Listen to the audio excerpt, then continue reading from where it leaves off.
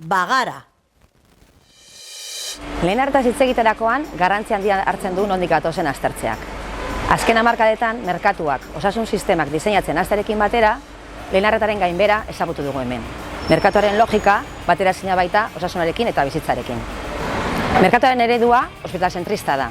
Industria, farmakologiko eta teknologikoaren mesedetan diharduena. Osasungintxoaren pribatuaren alde lan egiten duena. Eta profesionalen ihesaldia sustatzen duen eredua da.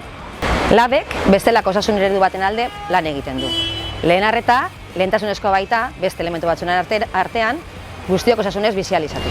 Lab sindikatuarentzat lehen arreta lehentasunezkoa da, osasun sistemaren oinarria delako, komunitatean integratuta dagoelako, eta herritar guztiok eskura izan behar dugun zerbitzu bat delako. Gainera, lehen arretak ez du bakarrik osasunaren zaintzan kontuan hartzen.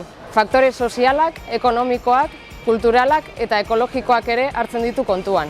Lab sindikatutik egiten dugun proposamena, lehen arreta osasun sistemaren erdigunean jartzea da, gaixotasunaren prebentzioaren eta osasunaren sustapenaren benetako estrategia batekin eta sakoneko eredu aldaketa batekin.